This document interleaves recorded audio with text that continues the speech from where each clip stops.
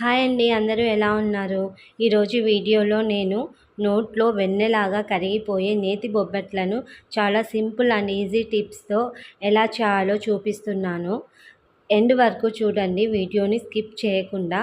కొత్తగా నేర్చుకునే వాళ్ళు కూడా చాలా అలవోకగా చేయొచ్చు. అంత ఈజీగా చేసుకోవచ్చండి. మీకు పూర్ణం పల్సాగా అయితే కూడా నేను ఇందులో ఇంపార్టెంట్ టిప్స్ అని చెప్పాను. అవి పాటిస్తే మీకు పూర్ణం పల్సాగైన బొబ్బట్లు చాలా ఈజీగా చేసుకోవచ్చు. నేను నెయ్యి వేశాను. 1 కప్పు మైదా పిండి, అలాగే 1 కప్పు హాఫ్ కప్పు మైదా పిండి, హాఫ్ కప్పు గోధుమ పిండి తీసుకున్నానండి.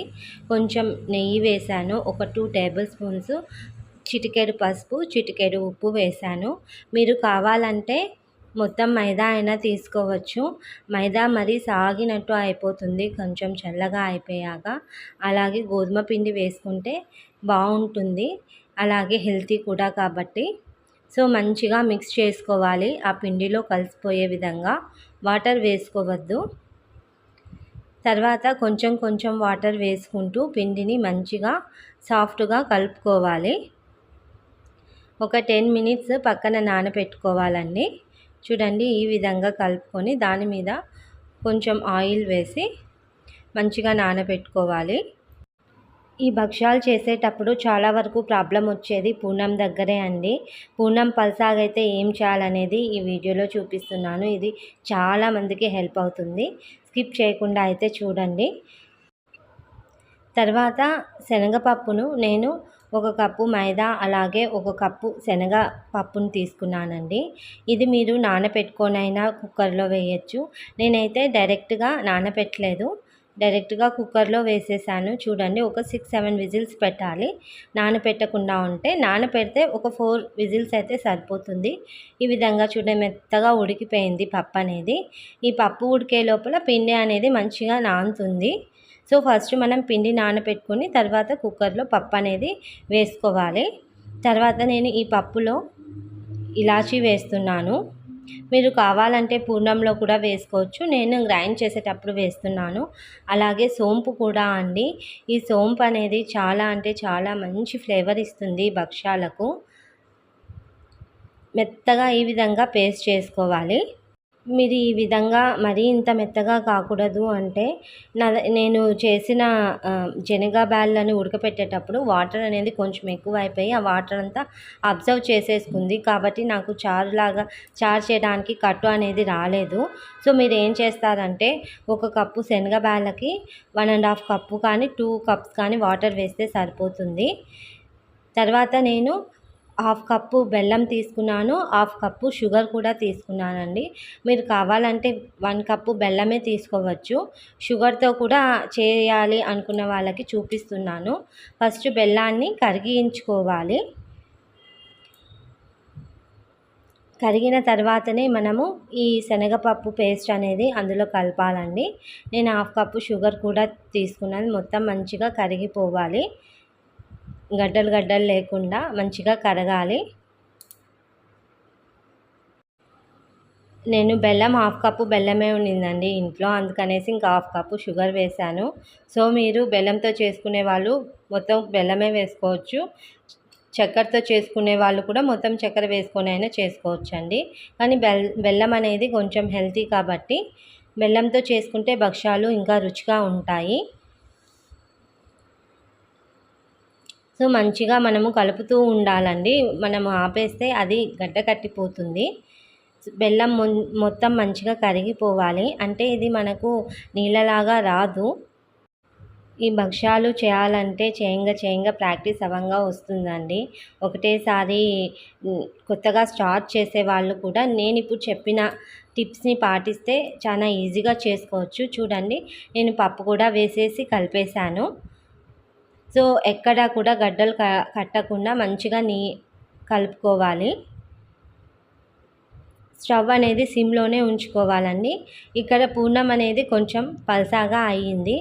ఆరిన తర్వాత ఒక 1 అవర్ 2 అవర్స్ తర్వాత ఇది గట్టి పడుతుంది.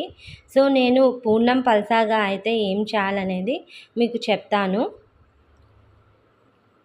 తర్వాత నేను నెయ్యి వేసుకున్నాను. మీరు కావాలంటే ఒకవేళ వెంటనే చేసుకునే వాళ్ళైతే నేను ఇప్పుడు చెప్పిన టిప్స్ పాటించండి. పూర్ణం పల్చగా అవుతే.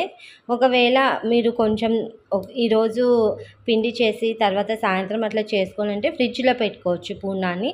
అప్పుడు కొంచెం చల్లగా అయిన తర్వాత ఫ్రిడ్జ్‌లో పెట్టుకుంటే ఆ పూర్ణం అనేది కొంచెం గట్టి పడుతుంది. సో నేనైతే బాగా మిక్స్ చేస్తున్నానండి. అడుగు పట్టకుండా కలుపుతూనే ఉండాలి. నెయ్యి వేసుకోవడం వల్ల మంచి రుచి వస్తుంది. ఒక 4, 5 టేబుల్ స్పూన్స్ నెయ్యి వేసుకోవాలండి. తర్వాత నేనేం చేస్తున్నానంటే పూర్ణం కొంచెం పల్చగా అయిన వాళ్ళు ఈ టిప్స్ అయితే పాటించండి. స్టవ్ ఆన్ చేసుకొని నేను ఒక హాఫ్ కప్పు మనం పూర్ణం పల్చగా ఎట్లా అయిందో క్వాంటిటీని బట్టి మనము ఈ పిండి అనేది తీసుకోవాలి. ఒక 4, 5 టేబుల్ స్పూన్స్ శనగపిండి, కొంచెం నెయ్యి వేసి లైట్గా మనము సిమ్లో పెట్టుకొని వేయించుకోవాలండి. శనగపిండిని వేయించుకొని ఈ పలసబడిన పూర్ణంలో వేసుకుంటే అది మనకు మంచిగా ముద్దలాగా వచ్చేస్తుంది. మీకు ఎక్కడా కూడా శనగపిండి కలిపినట్టు అస్సలు ఉండదు. ఇంకా టేస్ట్ మరింత పెరుగుతుంది. ఇలా అయితే ట్రై చేసి చూడండి. నెయ్యిలో వేయించుతాం కాబట్టి మీకు అసలు శనగపిండి కలిపినట్టే ఉండదు. సో నేను శనగపిండి కలిపేసాను చూడండి. పూర్ణం అనేది మంచిగా చిక్కపడిపోయింది. నేను చేత్తో లడ్డూల్లాగా కూడా చేసి చూపించాను. మంచిగా అసలు చేతికి అతుక్కోకుండా కొంచెము ఆయిల్ కానీ నూనె కానీ పూసుకుంటే మంచిగా లడ్డూల్లాగా చేసుకోవచ్చు. చూడండి అసలు చేతికి కొంచెం కూడా అంటుకోవట్లేదు. సో ఈ టిప్ పాటించండి. ఈ టిప్ పాటిస్తే కంపల్సరీ మీకు పూర్ణం దగ్గర ప్రాబ్లం అనేది రాదు. సో నేను ఇంకా అన్ని ముద్దలనేవి చేసుకుంటున్నాను. ఎంత చక్కగా వచ్చింది చూడండి పూర్ణం అనేది. సో పల్సాగా అయితే ఈ టిప్ అయితే పాటించండి, కంపల్సరీ యూజ్ అవుతుంది. బెల్లం అనేది తక్కువ వేసుకుంటే మీకు పల్చగా కాకుండా ఉంటుంది. అలాగే పప్పు ఉడకపెట్టేటప్పుడు ఈక్వల్ క్వాంటిటీలో వాటర్ వేసుకోవాలి. వాటర్ అంతా స్ట్రెయిన్ అవ్వాలి. నాకు వాటర్ స్ట్రెయిన్ అవ్వడానికి మొత్తము ఆ పప్పు అనేది వాటర్ ఎక్కువ విజిల్స్ పెట్టేసరికి మెత్తగా అయిపోయి వాటర్ అంతా అబ్జర్వ్ చేసుకుంది కాబట్టి నాకు అందులో వాటర్ అనేది రాలేదండి. నేను కొంచెం నెయ్యి పూసుకొని నెయ్యితో లడ్డూల్లాగా చేశాను. నాకైతే ఇలా ఉత్తగా పూర్ణం తినాలంటేనే చాలా ఇష్టం అండి. చాలా ఇష్టపడతాను.